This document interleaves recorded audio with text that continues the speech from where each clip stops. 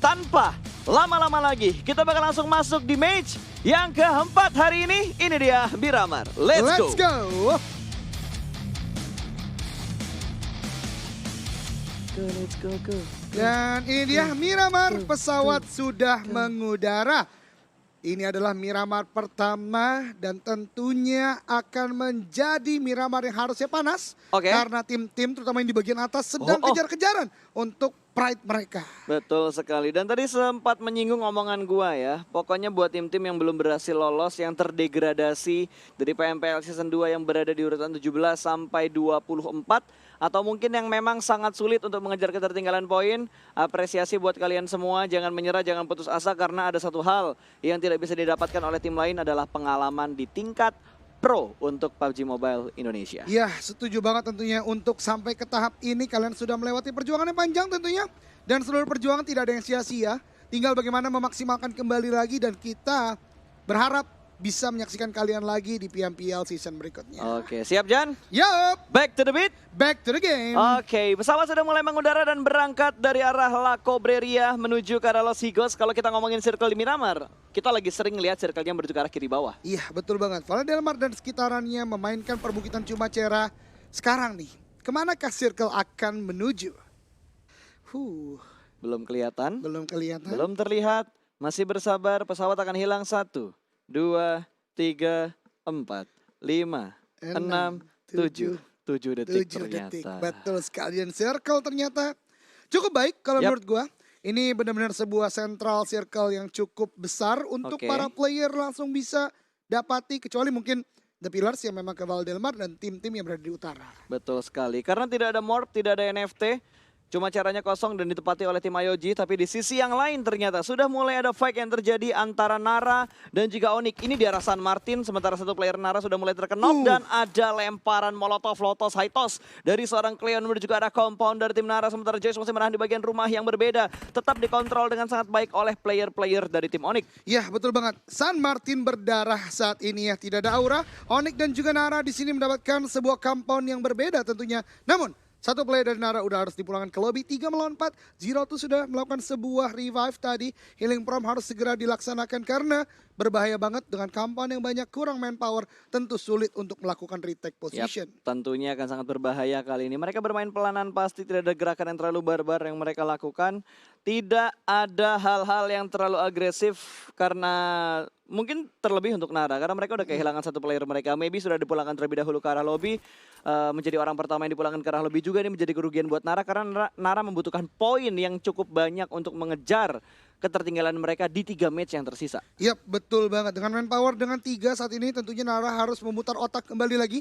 Mengganti mungkin strategi yang tadinya mau dimainkan karena kalau teman-teman perhatikan San Martin kali ini bisa gua katakan 60%-nya dikuasai oleh tim Onyx. Karena di bagian bangunan-bangunan Onyx sampai ke arah Hacienda itulah main building atau bangunan-bangunan utama San Martin. Sedangkan Nara ini udah sedikit banget compound yang mereka bisa dapatkan. Ya, kita masih fokuskan di arah San Martin ternyata karena emang ini fight yang begitu lama. Betul. Padahal ini terlalu banyak bangunan-bangunan ya. Gua rasa kalau kita nyorot ini terus bisa sampai circle ke-8 nantinya. Kalau mereka nggak pindah. Itu dia, stalemate terjadi ya, masih panjang juga. Kita berpindah ke La Cobreria, tadi di bagian utara ada tim Victim dan Pecado. Untuk Bigetron Red Alliance sendiri nggak ada tim lain yang menjadi contender sejauh ini. Iya, kalau kita ngomongin tentang Bigetron juga nih, Jan. Bigetron ini kalau lu perhatikan dari beberapa map yang ada atau semua map lah yang dipertandingkan untuk di turnamen-turnamen tingkatan nasional dan internasional, mereka sekarang lagi berusaha banget untuk mengambil drop zone yang berada di tengah-tengah mapnya. Pecado sudah berhasil mereka amankan. Sunhawk mereka lagi fight ingin mengamankan bootcampnya terlebih dahulu.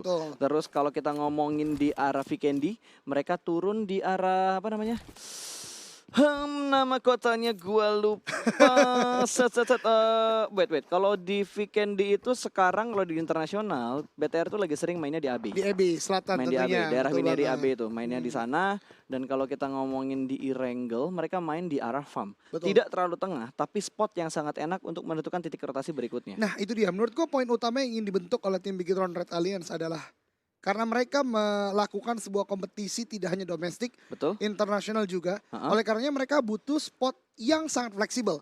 Dan menurut gua posisi-posisi tengah itu tuh penting banget karena rotasi mereka akan lebih mudah dilakukan ketimbang melakukan drop zone di tempat-tempat yang notabene-nya agak pinggir. Betul. Tapi karena lu bilang dan kita udah ngebahas BTR dari tadi, kalau kita perhatikan di posisi 1 dan 2 dari live standingnya, BTR dengan 795 poin, Ion dengan 745 poin. Gapnya memang terlihat jauh.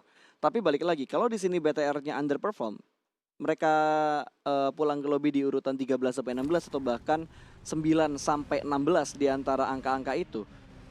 Ada kemungkinan besar Ion bisa mengejar ketertinggalannya, tapi dengan catatan Ion harus mendapatkan game yang bagus, skill mereka harus 2 digit dan mereka harus mendapatkan WBCD. Nah itu dia, berbicara hari ini misalnya, pembuka hari tadi Ion mendapatkan chicken dinner. Betul, 15 skill itu tadi merupakan sebuah awal yang cukup baik buat Ion. Namun kembali lagi, Bigetron Red Alliance, experience team ya, bisa mendapatkan chicken dinner juga di game barusan, kemudian juga bermain cukup maksimal juga hari ini. Jadi menurut gua ini masih kejar-kejaran tentunya keduanya. Pastinya. Ion tentunya mau mengejar juga karena selain juara 1 reguler yang tadi kita bahas, langsung dapat slot ke SEA. Apalagi ya, nggak hanya di posisi 1-2. Kalau kita ngomongin 15, 16, 17, 18 lah. Oke lah, kita nggak ngelihat permainan Bonafide, NFT dan juga Retrocat. Tapi Nara sepertinya akan sangat sulit untuk menyentuh angka 451. Mereka butuh game yang cemerlang banget di 3 game ini. Mereka seenggaknya harus mendapatkan 15 kill, mereka harus mendapatkan WBCD. Setiap roundnya mereka harus mengumpulkan 30 poin. Kalau mereka bisa lolos untuk masuk ke babak 16 besar. Tapi ya balik lagi, itu sebuah hal kalau tinggal 3 match itu kayak impossible. Itu dia, persentasenya untuk bisa sampai ke top 16 itu ada, memang tetap ada. Namun kembali lagi agak cukup sulit. Tapi kita kembali lagi ke game saat ini di mana Airwolf dan juga dari tim EVOS sudah berdekatan di bagian graveyard. Ini adalah tempat yang cukup tricky juga. Ada di sana kuburan-kuburan, ada gereja yang bisa dimaksimalkan. Jadi kayak tim yang paling bisa untuk mendapatkan celah terbaik di Shoulder Pick kali ini, dia yang akan membuka war ini dan mungkin bisa mendapatkan kemenangan di war kali ini. Betul, kalau mereka komit untuk melakukan fight. Balik lagi, ini tinggal 3 match terakhir. Dan gue yakin target untuk tim-tim yang sekarang udah berhasil dan nyaman di 16 besar, target mereka adalah mengambil prize pool terakhir untuk minggu ke-6. Oh iya, betul. Itu yang akan mereka incar. Itu ibaratnya kayak satu boostingan semangat lagi buat mereka untuk mengejar dan tetap bermain dengan semangat. Karena ini regular season, prize poolnya dibagi setiap minggu. Dan ini adalah kesempatan terakhir untuk tim-tim mengumpulkan ibaratnya uang jajan. Iya, betul banget. Dan kalau kita menyinggung prize pool juga ya, ada satu tim juga yang menarik menurut gue itu Voin yang belum dapatkan chicken dinner. Betul. Jadi menurut gue juga harus lebih maksimal lagi karena setidaknya udah sampai ke tahap ini, ayolah kita bisa merasakan chicken dinner lah gitu ya.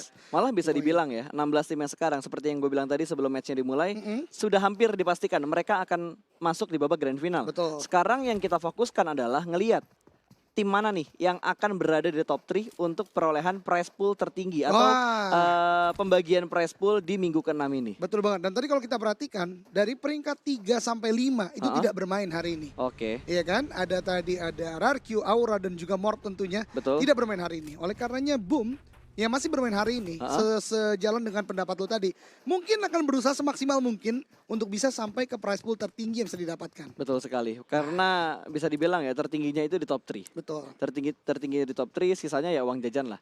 Apalagi kalau bisa mendapatkan WBCD, kalaupun nggak masuk di top 3 untuk poin mingguannya, setidaknya mereka mendapatkan $50 dari hasil ayam yang mereka dapatkan. Itu dia, setiap chicken dinner tentunya diganjar dengan $50. Wah, agak godek lagi ya tadi RLV 2 kali. Kena buung puyuh ya. Ada buung puyuh. Oke. Betul banget. Sementara kali ini Miramar yang agak sedikit pasif. Betul. Tidak ada fight yang terlalu intens, hanya sekedar pick off aja. Bahkan itu udah berjalan 8 menit baru 1 orang yang dipulangkan. Betul banget, tadi dari Nara ya. Oleh Onyx maybe, betul banget. Dan kembali lagi menurut gue menjadi pasif karena kita ketahui zona pertama tuh baik banget buat para player tadi. Cukup sentral, banyak banget. Bisa gue katakan 80% udah di dalam zona. Oleh karenanya mungkin belum ada rotasi-rotasi yang ekstrim mereka lakukan. Dan mungkin zona kedua atau zona ketiga udah mulai banyak fight. Mengingat ada kepadatan di bagian timur sampai ke arah tengah. Kalau circle kayak gini ya, dengan komposisi tim-tim sudah mendapatkan defense area mereka, entah itu rumah, entah itu gundukan, ataupun high ground di arah perbukitan dan juga tebing-tebing yang ada di Miramar. Kayaknya ini bakal hold position aja sih. Mungkin barbarnya bakal terjadi di circle ketiga. Karena kita tahu untuk Irengel dan juga Miramar, barbar circle-nya itu di circle ketiga. Dari diameter size antara circle kedua ketiga. Betul banget, langsung mengecil agak ekstrim ya. Betul. Dan itu memaksa tentunya tim-tim untuk melakukan rotasi dan EXC dari EVOS karena kedatangan the third Betul, party. ada third party ternyata Yes. yang datang ke arah graveyard. EXC tidak akan bisa diselamatkan karena Dranix juga langsung melakukan setup. EXC dieksekusi begitu saja. Poin pertama untuk Dranix, tapi sepertinya EVOS saat ini ke sandwich oleh Aerowolf.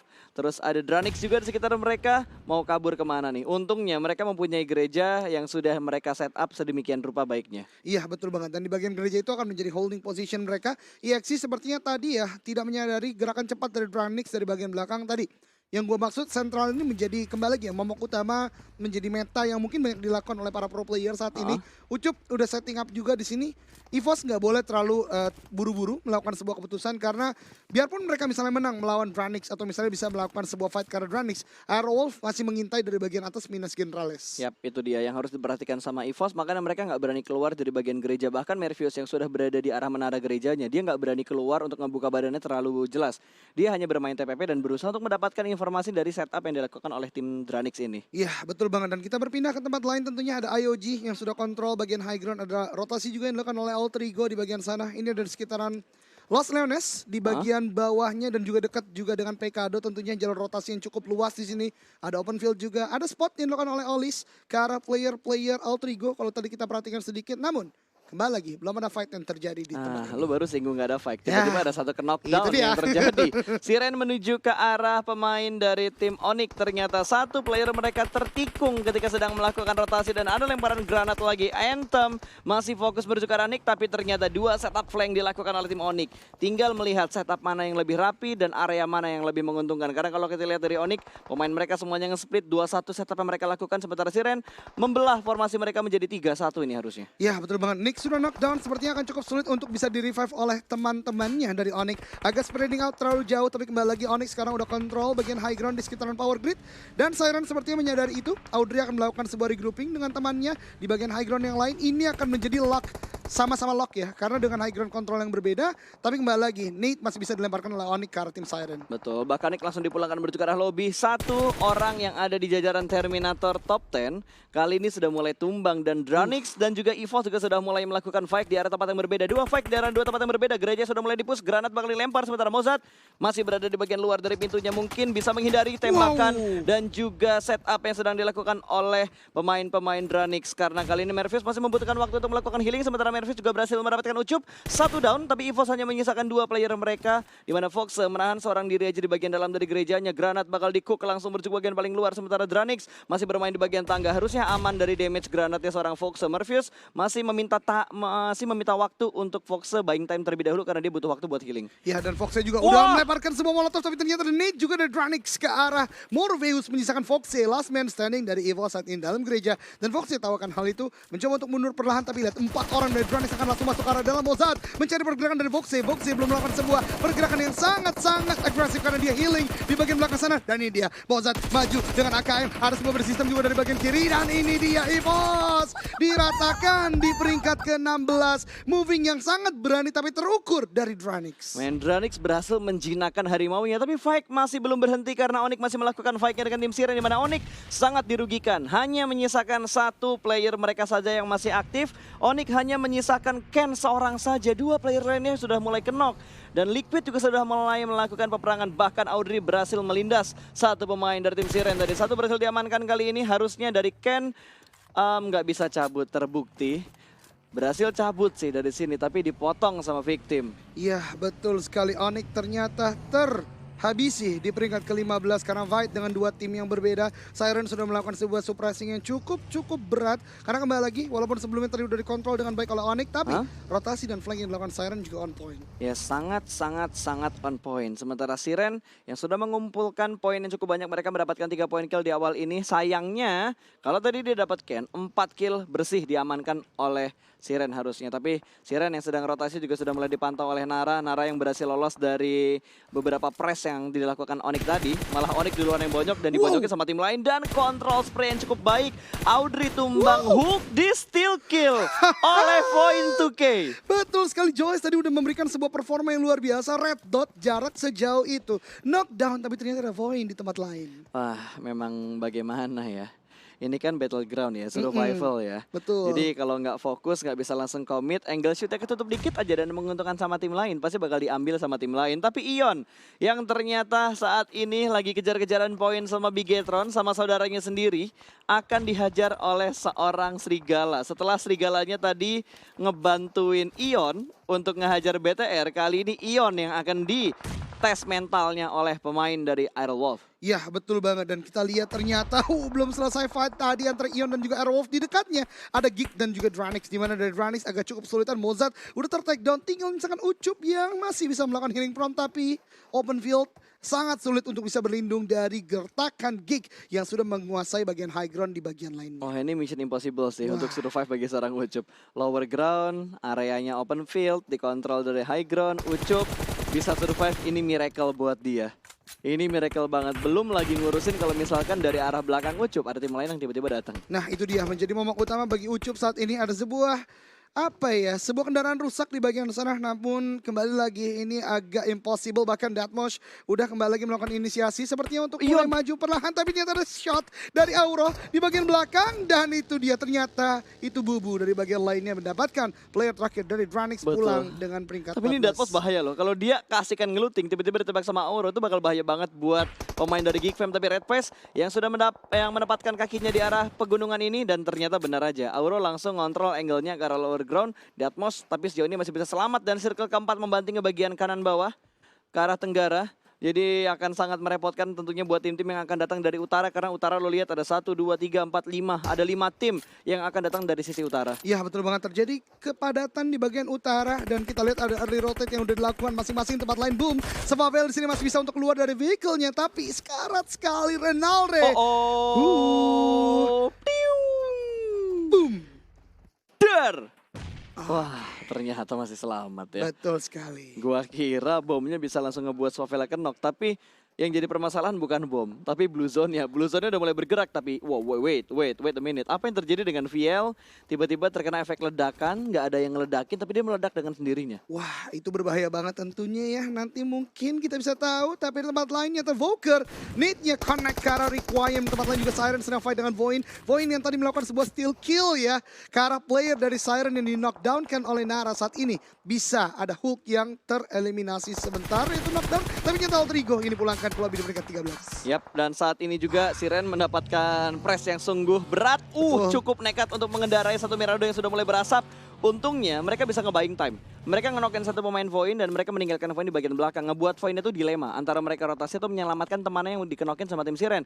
Mereka rotasi tidak bersamaan waktunya, tapi setidaknya kalau kita lihat dari minimapnya, Voin sedikit lebih unggul dari jalur rotasinya. Tapi ternyata di bagian atas dari jalur rotasinya sudah ditunggu oleh Geek Fam.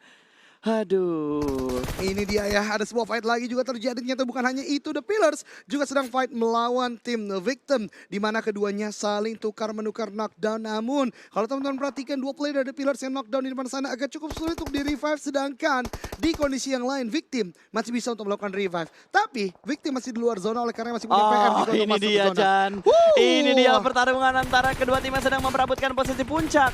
Namun ternyata satu burung elang tertangkap di panasnya Miramar, dipulangkan ke arah lobby Bigetron. Sudah saling tatap-menatap dan akan langsung ditembak. Sedikit kepencet ternyata. M4 yang dipegang sama player dari Bigetron tadi. Ion hanya bertahan dengan 3 pemain mereka, 4 lawan 3. Kakak beradik akan segera bertemu. Granat memberikan efek yang lumayan sakit kedua player dari tim Ion. Ya betul banget, topografi dan elevasi yang membedakan antara Bigetron dan juga Ion Esport. Keduanya bermain di bibir zona. Namun kita perhatikan sini dengan 4 manpower yang masih tersedia. Utility yang cukup banyak, masih bisa dilemparkan. Tapi ternyata di tempat lain tadi ya, kita lihat dari 6-9 fight juga dengan Victim. Victim bahkan terdesak juga dengan tim The Pillars, agak cukup kesulitan. Dan kita lihat Victim satu persatu tumbang, masih di mini screen kita di bagian bawah sana. Dan itu dia Victim tersandwich dengan 2 tim. Ada 6-9, ada The Pillars dipulangkan ke lobby di peringkat 11. Betul, sementara Bigetron masih menahan di posisi yang sama. Ini mangkok yang memang menjadi transit pointnya Bigetron kalau circle-nya menuju ke arah Pekado. Ini mangkok yang selalu diambil sama Bigetron.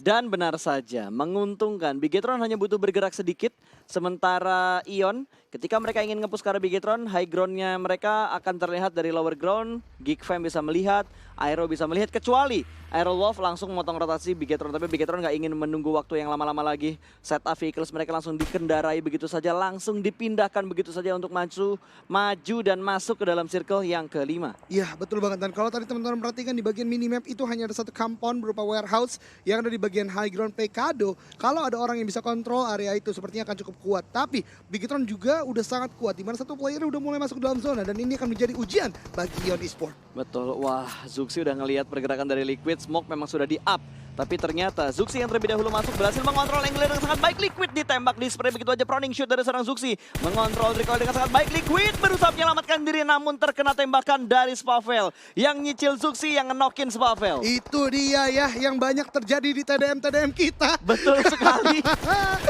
Dan masih dengan peperangan yang masih berlanjut, Ion bahkan sekarang 2 orang sudah dengan low HP-nya knockdown Red Face and Aimstar. Menyisakan satu player terakhir dari Ion. Ada sebuah push yang dibangun oleh Bigetron. Microboy udah sangat berani dari bagian atas. Auro last man standing masih menjaga-jaga, masih mencari-cari, masih melakukan sebuah shoulder pick. Microboy sudah telepon ke sana, di shot oleh Auro. Belum ada knockdown yang terjadi. Kita lihat ada Luxi dari bagian atas, Zuxi juga dari sana. Dan ini dia shot dari atas Auro. Dan Auro ter-take down oleh Luxi. Dipulangkan di peringkat ke-8. Ini mimpi buruk untuk Ion, semakin jauh mengejar ketertinggalan poin mereka. Mungkin bisa dipastikan Bigetron yang menduduki posisi puncak di regular season. Iya, betul sekali. Jarak 50 kembali lagi diperjauh oleh Bigetron Red Alliance kepada Ion Esport. Oh my god, bukan hal yang mustahil, tapi butuh keajaiban. Betul banget. Itu yang harus kita mention untuk teman-teman fans dari Bigetron ataupun Ion. So, back to the beat, back to the game. Masih berjalan game yang sungguh panas di Miramar kali ini karena Bigetron sudah mendapatkan high ground yang sangat menguntungkan dan sangat merugikan buat tim-tim lain. Iya, betul banget. Kita lihat shot masih terjadi saat ini dari Ryzen, bahkan ke arah Geek. Ada shot. Bubu dijatuhkan di sana dan sepertinya tidak ada revive. Lihat, kontrol spraynya lurus. Ini namanya The Real Carry. The real carry. The Real Carry. Betul banget. Kalau yang kita biasa ajak main di klasik itu carry KW. Iya, carry KW ya. Itu carry KW. Belum setingkat Ryzen Belum tentunya. setingkat Ryzen. Waduh. Oke, Geek Fam bener-bener ke sandwich banget posisinya. Walaupun butuh bergerak sedikit masuk ke dalam circle, tapi area depan mereka itu bener-bener open field. Bahkan kali ini Ryzen berhasil mendapatkan Mort, Microboy mendapatkan Toms, 2 pemain tumbang, 1 player terakhir dari Geek Fam yang masih bisa bertahan di arah satu Shake yang sangat kecil, di mana Shake itu tidak masuk ke dalam circle. Datmosh mati sama zona atau mati oleh BTR? Itu dia, kembali lagi ya. Ada sebuah pilihan yang coba dibangun oleh Datmosh dan masih melakukan sebuah healing from di luar sana. Satu player Geek kembali lagi tumbang dan Bigetron sudah menguasai 8 kill saat ini. Ada sebuah prefire dari Luxi ke arah bagian smoke sana. Datmosh mencoba untuk masuk, ada smoke yang masih dibangun dan dia masih diam sana. Ada sebuah tapping dan itu dia Luxi mendapatkan kill ketiganya, memulangkan Geek Fam ID di peringkat ke-6. Oh man, Bigetron bener-bener on fire banget. Kalau misalkan mereka bisa mendapatkan chicken, ini udah nggak bisa dikejar lagi pada Bigetron. 2 match yang tersisa, 15, 30, 60 nggak bakal bisa buat Nggak ngebalap poinnya mungkin bisa, Bigetron. iya. Nggak bakal bisa. Kecuali Sementara, satu, apa? seluruh player Ion misah, cari kill banyak-banyak. 1 orang 15 kill Iya, itu baru bisa. Susah banget Tapi itu wow, super miracle sih. super miracle. Super miracle kalau bisa mendapatkan 1 orang 15 kill dan Bigetron bakal memotong rotasi. Boom bakal memotong rotasi dari Bigetron, tapi Luxi berhasil menyelamatkan diri. Ada backup fire juga dari 2 player yang berada di bagian paling belakang. Microbe dan Ryzen menjaga Zuxi Luxi dengan sangat baik. 2 Tachibana di backup sama 2 support yang saat ini sedang berada di bagian belakang dan ternyata IOG berhasil memulangkan 69 menuju ke arah lobby.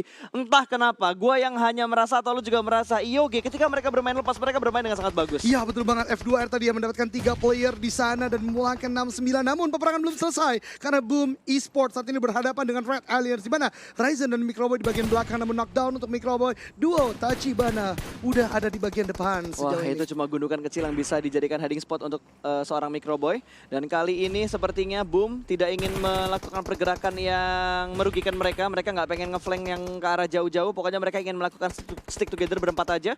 Tidak ingin mengambil resiko yang besar. Sementara Bigetron, wah gila, gue kira tadi Microboy bakal di revive di tempat smoke yang udah di setup. Tapi ternyata smoke yang di setup hanya untuk membuka jalan supaya Microboy-nya bisa mendapatkan daerah yang lebih landai. Iya betul banget, ada sebuah bait movement yang dilakukan dengan smoke yang dilemparkan. Luxi masih menjaga bagian defensive line dari Bigetron Red Alliance. Microboy udah berhasil di revive sepertinya. Healing Prom akan coba dibangun, tapi kalau teman-teman perhatikan defensive line dari Bigetron saat ini sangat tipis dengan zona oleh karena smoke sudah dilemparkan ke depan untuk menutup angle shot Boom Esport. Betul sekali, smoke yang dipunya sama Bigetron benar-benar banyak kali ini yang diajak main kayaknya BTR sama Boom, sementara IOG dibiarkan menjadi penonton terlebih dahulu, tapi ini yang bakal berbahaya. Granat dari Bigetron bakal dilempar, langsung 2 granat dilempar dan hampir saja miss, bukan hampir aja kena, hampir aja miss. Ramones langsung di knockdown begitu saja. Ini menjadi momentum untuk Bigetron tembus ke bagian paling depan. Swavel cukup low dan ditembak sama Fatur. Ada third party yang mengganggu pertarungan antara Bigetron dan juga Boom. Dua pemain mereka sudah mulai tersungkur dan hanya menyisakan 2 player aktif. Revive sedang dilakukan, tapi Bigetron ingin memanfaatkan momen ini untuk melakukan push. Satu kemudian ditumbangkan, mobil bakal diledakkan begitu aja. Satu pemain terakhir berada di bagian paling bawah dan Nikyar dipulangkan ke arah lobby. Bigetron mengamuk 13 kill. Wah, ada play dari Bigetron Red Alliance. Mereka maju, tidak ada ragu sama sekali. Sangat baik. Flank kanan, kiri. Kemudian juga ada sebuah move forward yang sangat luar biasa. Fatu dari belakang juga, ini menjadi mimpi buruk bagi Boom tadi. Betul sekali, dan Bigetron sudah dipastikan mereka bakal mendapatkan 15 kill. Karena tinggal 2 player IOG yang tersisa, ini bakal membuat aset kita keluar di last minute. Iya, Dominator. Betul sekali. Kita akan lihat dan zona akan mulai bergerak saat ini. IOG apakah bisa untuk menghentaskan pergerakan 4 player dari Bigetron? Yes. Aston ingin nge-backstep. Kalau misalkan Fatur bisa memberikan distraction ke arah 4 pemain Bigetron, dan Bigetron bergerak secara beriringan, Aston bisa nge-bredet satu klip, harusnya bisa dapat 4 orang. But Bigetron is smart though. Luxi belum kita lihat saat ini. Berarti ada movement yang dibangun juga oleh Bigetron. Happy birthday ke arah Luxi harusnya. Dan Luxi udah di end. Oh sorry, Zuxi. Zuxi maksudnya. Wow, nice ya trapnya Fauzan. Gue juga iya aja lagi. Dan ya 3 lawan 2 pas. Ini dia Aston akan melihat ke arah Zuxi sepertinya. Tapi Zuxi juga menyadari di sini ada Aston di bagian lower ground. Malahnya udah kelihatan. Wah, ini dia perform dari player internasional. Langsung begitu saja. Seorang diri tanpa bantuan dari player-player yang lainnya. Fatur last man standing akan langsung di sandwich oleh Zuxi dan juga Ryzen. 2 Aim Star, bukan 2 Aim Star, emang player Aim Star yang ada di Bigetron semuanya. Dan winner chicken dinner untuk Bigetron Red Alliance. Dominator 15 kill dibukukan kembali lagi oleh Bigetron Red Alliance. Chicken dinner berikutnya makin sulit, makin jauh untuk dikejar oleh Ion Esport dan mereka memperlihatkannya performa yang luar biasa dari Bigetron Red Alliance.